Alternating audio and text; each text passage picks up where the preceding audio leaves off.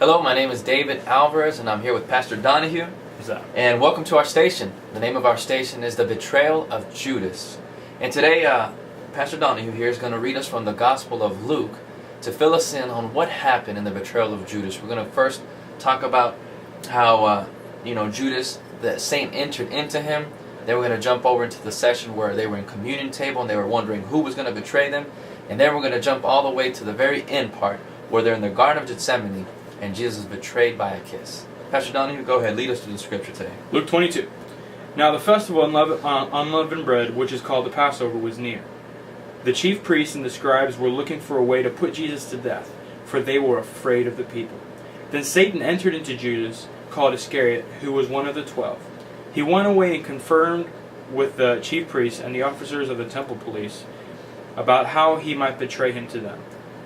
They were greatly pleased and agreed to give him money.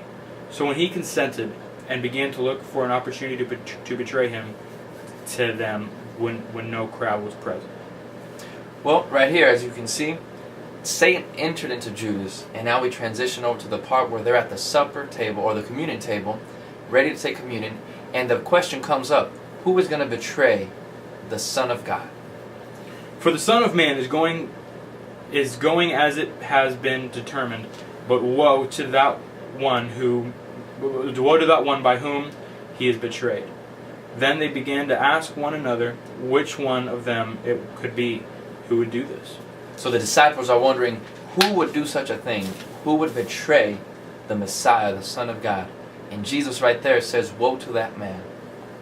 So we're in the Garden of Gethsemane now. So now we're in the Garden of Gethsemane, where Jesus has been praying. He was in his point. He's one of the most difficult points of his ministry. His disciples fell asleep on him, but now he's come to the point where they must wake up because the hour has arrived, and here come his betrayers. While he was still speaking, suddenly a crowd came, and the one called Judas, one of the 12, was leading them. He approached Jesus to kiss him, but Jesus said to him, Judas, is it with a kiss you are betraying the Son of Man? So here in our station, we ask the question to you today, do you betray the Son of God, Jesus Christ, with a kiss? Or is your kiss a kiss of a loyal friendship? Welcome, you're here at station number 2, and in front of you, you have a bag of coins.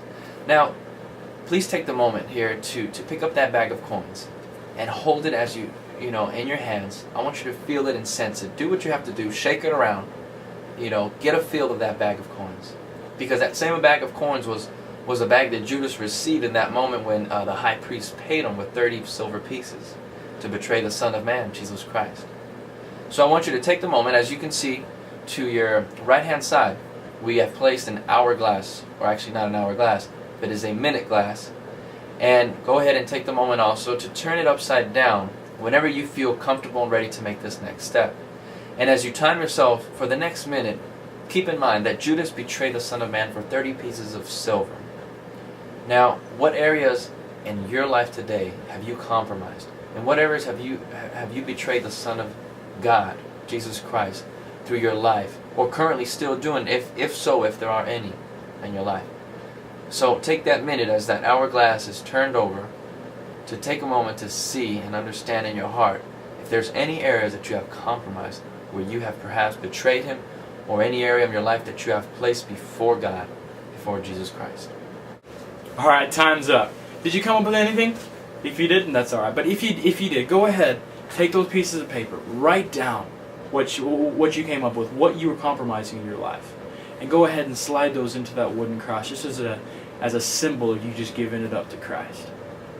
Isn't that freeing? Isn't that amazing? Alright, Pastor Dave will be back at Station 3. Thank you guys. Hey, you made it to Station 3, and I'm happy for you. It takes a real man or a real woman to be bold and honest with himself to make it to Station 3. And also, if you haven't been compromising in any area of your life lately, you've been living a righteous life, we also commend you, and we're proud to say that you're living for God and you're living with everything you have. But for you, who may feel like, hey, I just laid something really personal in my life at the cross right now, like I said, we also commend you, because it takes a real man or woman of God to be honest with themselves. But the good news is that the Master, Jesus Christ, your friend, receives you today at the supper table.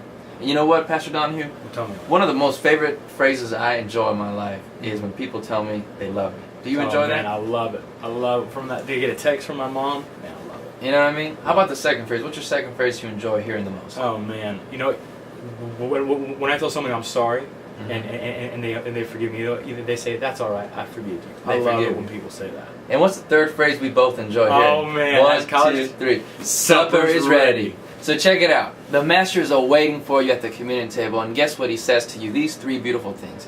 He says he loves you, he forgives you, and supper is ready. See you at the Master's table. We'll be there.